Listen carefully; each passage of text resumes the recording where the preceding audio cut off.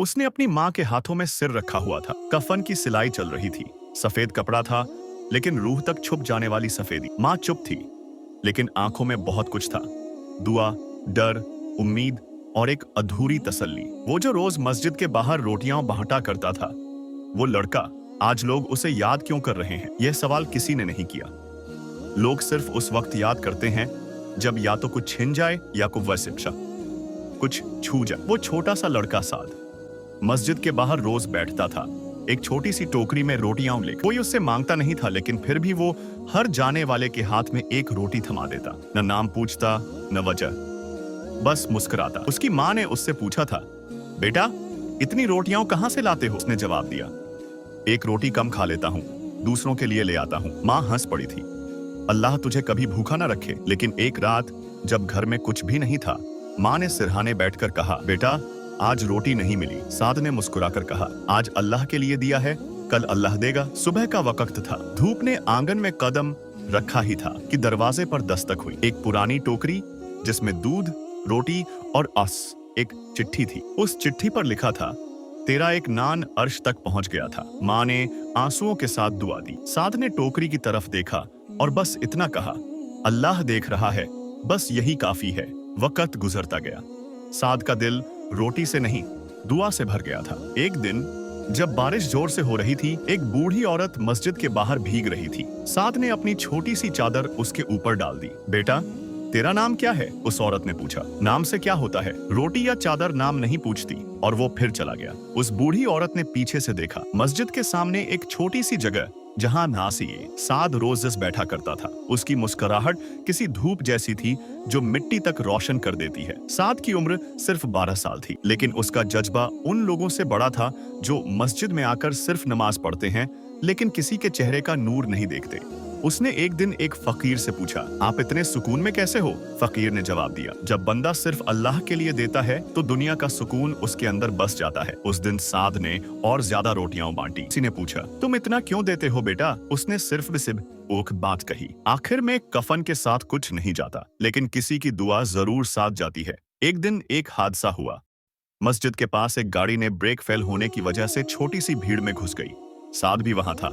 लोग भाग गए। साद ने एक छोटी सी बच्ची को उठाया, लेकिन उसी वक्त एक जोर का धक्का लगा। उसका जिस्म तो उठ गया, लेकिन सांस नहीं। लोग रो रहे थे। उसी माँ ने कफन में लपेटा जिसे वो कहता था, आज अल्लाह के लिए दिया है, कल अल्लाह देगा। उसका कफन साफ था, लेकिन अजीब रोशनी थी उसमें। मस्जिद के सामने जो जगह पहले रोटी से महकती थी, अब वहां एक छोटी सी तस्वीर थी साद की, एक रोशनी जैसा चेहरा। नीचे लिखा था, वो रोटी अल्लाह के लिए जाती है, वो कभी कम नहीं पड़ती। लोग रुकते, तस्वीर देखते, कुछ फूल रखते, लेकिन फिर जिंदगी की तेज रफ्तार में आगे बढ़ जाते। लेकिन माँ रुक गई थी। उसके लिए हर दिन एक नया इंतजार था। कभी आंसुओं के साथ तसल्ली, कभी खामोशी में चीखें। वो एक रात माँ से किसी ने कहा, बहन अल्लाह ने तुम्हारे बेटे को छोटा रखा, लेकिन उसका अमल बहुत बड़ा था। माँ ने सिर्फ एक बात बोली, वो रोटियां बांटता था, लेकिन असल में दुआ बांटता था। एक महीना गुजर गया। मस्जिद के इमाम साहब ने एक दिन जुम्मे के खुतबे में कहा, मैं हर रोज एक टोकरी देखता हूँ उसी जगह पर, साद की जगह, और उसमें होती है एक रोटी। कोई नहीं जानता कौन रखता है। लोग हैरान हुए। एक बुजुर्ग ने कहा, शायद जहाँ दुआ सच्ची हो वहाँ रोटी रुकती नहीं। वक्त बदलता गया। एक दिन मस्जिद के पीछे से एक छोटा लड़का 6 साल का आया। गंदा सा था, कपड़े फटे हुए, लेकिन आंखों में भूख और उम्मीद दोनों। उसने इमाम साहब से कहा, मुझे साद भाई की जगह बैठना है। सब हैरान। बेटा तुम्हें कैसे पता साद कौन था? उसने कहा, माँ रोज कहती है रोटियां बांटने वाले फरिश्ते बन जाते हैं, मैं भी बनना चाहता हूँ। उस दिन से मस्जिद के बाहर फिर एक छोटी टोकरी रखी जाने लगी। हर दिन उसमें एक एक्स्ट्रा रोटी होती थी, किसी के लिए नहीं, अल्लाह के लिए। लोग चुपके चुपके रोटी रख जाते, फिर खुद को वही जगह पर पाते जहां कभी साद बैठा करता था। एक बुजुर्ग बुढ़ापे में रोकर कहते हैं, मैं तो सदका भूल गया था, लेकिन साद ने याद दिला दिया, रोटी का सिलसिला नहीं रुकना चाहिए। और एक वक्त आया जब उस छोटी सी जगह के पास एक छोटी सी पत्थर की छतरी लग गई। उस पर लिखा गया, साद की जगह जहां हर रोटी दुआ बनती है। साद के बारे में एक पत्रकार ने लिखा, वो लड़का जिसे दुनिया ने छोटी उम्र में भूल जाना था, लेकिन उसकी रोटियों ने उसे अमर कर दिया। मस्जिद के पास एक मदरसा खुला, उसका नाम रखा गया, मदरसा ए साद, रोटी और रहमत का सफर। एक दिन एक आलिम आए, मशहूर स्कॉलर।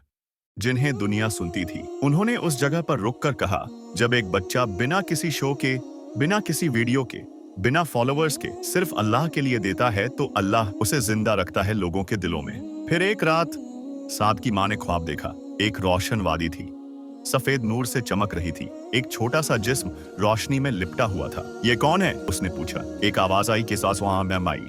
ये वो है जिसके एक नान ने जन्नत में मकाम खरीद लिया। उसने देखा साद एक पुल पर खड़ा है, नीचे से रोटियों जैसे चिराग रोशन है। माँ की आंख खुली, आंखों में आंसू थे लेकिन दिल में सुकून भी। उसने मुस्कुराकर कहा, बेटा तूने कफन नहीं पहना, तूने नूर ओढ़ लिया है। लोग कहते हैं वक्त सब भुला देता है, लेकिन साद ने सबको याद दिलाया कि अगर आपके पास सिर्फ आपको एक रोटी भी हो और आप वो अल्लाह के लिए दे दें तो वो रोटी अर्श तक जा सकती है। अगर ये कहानी आपके दिल तक पहुंची हो तो आज किसी भूखे को एक रोटी जरूर दीजिए।